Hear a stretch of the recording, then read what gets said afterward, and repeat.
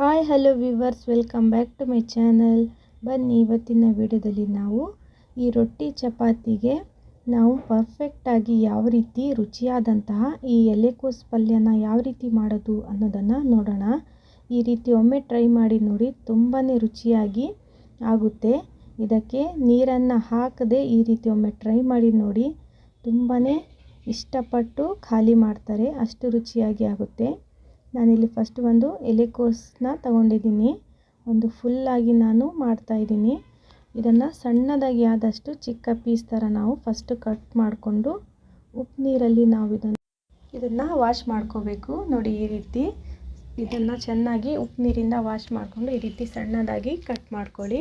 ಬನ್ನಿ, ಇವಾಗ ಒಗ್ಗರಣೆನ ಕೊಡೋಣ. ಫಸ್ಟು ಒಂದು ಪಾತ್ರೆ ಅಥವಾ ಕಡಾಯಿನ ತಗೊಳ್ಳಿ. ಅದಕ್ಕೆ ನಿಮ್ಗೆ ಎಷ್ಟು ಬೇಕೋ ಅಷ್ಟನ್ನ ಅಡುಗೆ ಎಣ್ಣೆನ ಹಾಕ್ತಾಯಿದ್ದೀನಿ. ಈ ರೀತಿ ಒಮ್ಮೆ ಟ್ರೈ ಮಾಡಿ ನೋಡಿ, ಮನೆಯಲ್ಲಿ ಎಲ್ಲ ಖಾಲಿ ಮಾಡ್ತಾರೆ, ಅಷ್ಟು ರುಚಿಯಾಗಿ ಆಗುತ್ತೆ. ಸ್ವಲ್ಪ ನಾನು ಅಡುಗೆ ಎಣ್ಣೆನ ಹಾಕಿದ ಮೇಲೆ ಇದಕ್ಕೆ ಒಂದು ಸ್ವಲ್ಪ ಇಂಗನ್ನು ಹಾಕ್ತಾಯಿದ್ದೀನಿ. ಹಾಗೆ ಕೆಲವೊಬ್ಬರು ಇದಕ್ಕೆ ಈರುಳ್ಳಿನ ಬಳಸೋದಿಲ್ಲ, ನಿಮ್ಮ ಇಷ್ಟ. ನಾನು ಒಂದು ಸ್ವಲ್ಪ ಸಾಸಿವೆ ಕೂಡ ಹಾಕ್ಕೊತಾ ಇದ್ದೀನಿ. ಹಾಗೆ ನಾನು ಒಂದು ಅರ್ಧ ಕಟ್ ಮಾಡಿಕೊಂಡಿರೋ ಈರುಳ್ಳಿನ ಹಾಕ್ಕೊತಾ ಇದ್ದೀನಿ. ಹಾಗೆ ಯಾರೆಲ್ಲ ಚಾನಲ್ ನೋಡ್ತಾ ಇದ್ದೀರಾ, ಪ್ಲೀಸ್ ನಮ್ಮ ಚಾನಲ್ಗೆ ಸಬ್ಸ್ಕ್ರೈಬ್ ಆಗಿ, ಹಾಗೆ ಬೆಲ್ ಐಕಾನ್ನ ಆನ್ ಮಾಡ್ಕೊಳ್ಳಿ. ನಾನು ಹಾಕೋ ಪ್ರತಿಯೊಂದು ವಿಡಿಯೋ ಕೂಡ ನಿಮಗೆ ನೋಟಿಫಿಕೇಷನ್ ಬರುತ್ತೆ. ಹಾಗೆ ನಮ್ಮ ವಿಡಿಯೋ ನಿಮಗೆ ಇಷ್ಟ ಆದರೆ ಫ್ಯಾಮಿಲಿ ಫ್ರೆಂಡ್ಸ್ ಜೊತೆ ಶೇರ್ ಮಾಡಿ.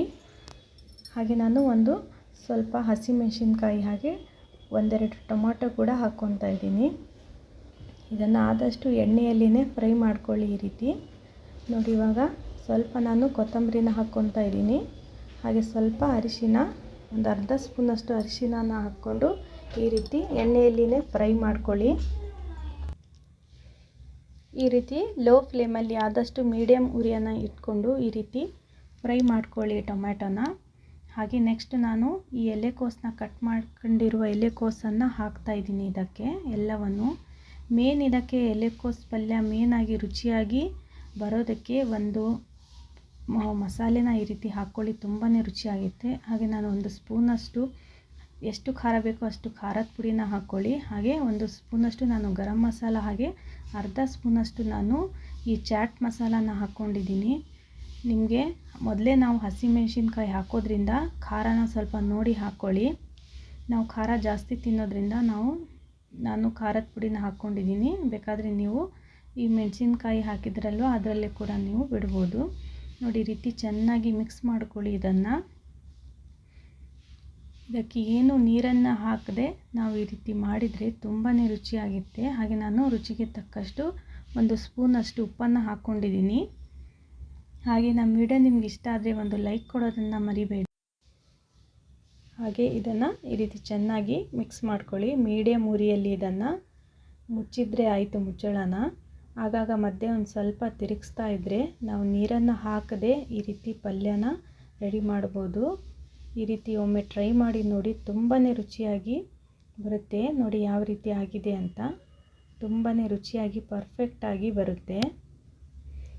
ಹಾಗೆ ನಮ್ಮ ವಿಡಿಯೋ ನಿಮ್ಗೆ ಹೇಗೆ ಅನ್ನಿಸ್ತು ಅನ್ನೋದನ್ನು ಕಾಮೆಂಟ್ನಲ್ಲಿ ಹಾಕೋದನ್ನು ಮರಿಬೇಡಿ. ಮೇಲೆ ಒಂದು ಸ್ವಲ್ಪ ಈ ರೀತಿ ಸಣ್ಣದಾಗಿ ಕಟ್ ಮಾಡಿಕೊಂಡಿರೋ ಕೊತ್ತಂಬರಿನ ಈ ರೀತಿ ಹಾಕ್ಕೊಂಡ್ರೆ ತುಂಬಾ ಚೆನ್ನಾಗಿ ರುಚಿಯಾದ ಪಲ್ಯ ರೆಡಿ ಆಯಿತು. ಹಾಗೆ ನಾನು ಮತ್ತೆ ಮುಂದಿನ ಹೊಸ ವಿಡಿಯೋದೊಂದಿಗೆ ಭೇಟಿ ಆಗ್ತೇನೆ. ವಿಡಿಯೋ ನೋಡಿದ್ದಕ್ಕಾಗಿ ಧನ್ಯವಾದಗಳು ಫ್ರೆಂಡ್ಸ್. Thanks for watching.